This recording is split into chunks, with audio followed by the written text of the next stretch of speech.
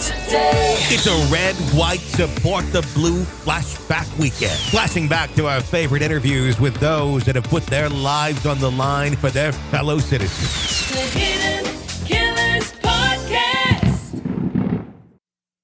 This is an examination of the hidden human condition. This is the Hidden Killers Podcast. The Hidden Killers Podcast. With Tony Brueski. We are talking with Robin Dreek right now, retired FBI special agent, chief of counterintelligence behavioral analysis program, about the case against Lori Vallow Daybell. Let's talk about cults for a little bit, because this certainly has the looks of at least a starter cult or a cult on training wheels, where they seem to kind of have some aspects going, maybe not the full compound quite yet, and having sex with everybody, but it seems to be that it's very much starting, or it was attempted to start to align in that area. Are you seeing the same thing? Do you feel like this was a cult in the making?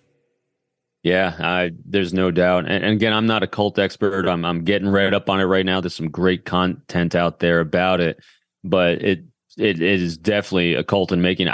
I think, again, it was a bad cult in making. They tried to go from, and thankfully, again, boy, it's horrible to say that 5 people dead is thankful, but it could have been so much more, because Chad Daybell did things bad if he's forming a cult. He tried to go from 0 to 100. I mean, he had a small circle there, and they started knocking people off to get insurance money so fast that it just went haywire really rapidly. But yes, it definitely had all the elements of all the cults except the isolation issue. That was the one thing they were missing there, I think. It was kind of odd to see the death involved. Normally for a cult, I don't know if that's the thing, but in a lot of cults, we don't necessarily see spouses die or friends die or this die. It's usually everybody kind of swept up into the same thing. And if the leader wants to start having sex with multiple people, he'll just say, well, God said that this is what I'm supposed to do. In this case, it was, well, let's kill off the exes so we can just kind of be with each other. But I'm wondering if it was going to eventually go further as well, because it did seem that Chad and Lori were really playing matchmaker for a little bit with some of those around them, going, this is the person you really should be with. Making me also kind of suspect, is there a reason you want this person kind of into your belief circle? Like, is there more than just you want this for this other person's relationship? Well, I really think part of the reason they're knocking people off for the money and that was going sideways on them really rapidly is because I don't think they had a skill set, either of them, that was employable. You know, all these other cults, they had whole enterprises that were generating revenue for them. And I think the people leading them were probably, again, it's anecdotal on my part, might have been more intelligent in certain areas than these two were. And then I was asked this question yesterday too, about whether I ever thought it would go polygamous with Chad Daybell. Yeah. Maybe that he'd want to, but I think Lori would have had a hard time with that, because it's all about Lori. And if Lori's got to start sharing Chad, that would not have been a good conversation. I think there would have been some dark spirits entering Chad. Yeah. and I think that it would have been a cult divided at that point. Again, total conjecture, but she saw herself as an equal partner to the Messiah because she was the queen. Yeah. And I think she would have had a hard time on that sharing aspect.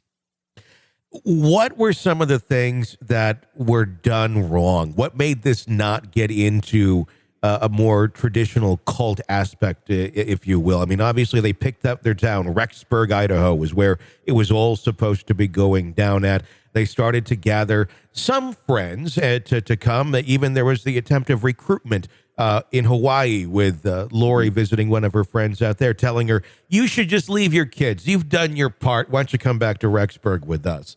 Do you think they saw the bigger picture, or were they just living too much in the moment of being in this cult rather than seeing the big picture of what it takes to truly build a healthy cult? Yeah, I don't think they studied cults. I think they were literally just feeding off each other. So I think because they're giving each other they're giving each other the validation each of them needed to keep going and building in their own minds. And they had a very, very small circle of people that were buying into this. Mm-hmm. So in their own minds, they felt very safe with their behaviors. They were dehumanizing and objectifying the people around them that they wanted to take out, including their children, because that's why they're possessed by evil darkness, and they had to bump them off because they were grabbing attention away from Lori, and also had insurance policies and Social Security tied to them. And so I really think that they tried going from 0 to 100, the two of them together, Chad and Lori, because they felt safe in doing it because they're surrounded by a very, very small circle of people, and they really weren't cognitively thinking out, all right, we're going to rule the world. They just thought everyone was going to go along for the ride, I think. So do you think they were actively, objectively trying to build a cult, or it just ended up kind of starting to go down that road based on their actions? I think I'm edging towards the going down that road because of their emotional narcissism, and their neediness. And I think they found each other. And I think that these behaviors kind of manifested in that way. I mean, I don't, again, I'm not an expert on cults, but it's hard to imagine that, people at some point in their lives, all right, say to themselves, I'm going to form a cult. What happens is they come up with a pain point need in their lives. And because of their backgrounds, their mindset, their psychopathy, whatever it is, they come up with a plan to do it. It just happens to fall into this pattern. And I think that's what was going on here. You had two people that were having a hard time making money, making a life for themselves, and they're grounded in religion. They said, hey, well, here's something we can kind of build upon and kind of categorize just for ourselves in this group of people. And we can make some, we have a pain point here. So hey, it'd be convenient to take out this person and get the life insurance. Wouldn't that be interesting? And so they kind of start rationalizing their own mental illness, that behavior. So I think it's all those things together. Was there ever a financial aspect to this? I mean, I see it completely obviously with the insurance payouts from their loved ones, but beyond killing your loved ones, it would have a direct insurance policy with you being the beneficiary. It would be hard to make money off of just friends unless you convince them to make you the beneficiary or to give all of your earthly possessions and money to the circle of the Chad Daybell religion or whatever it would be.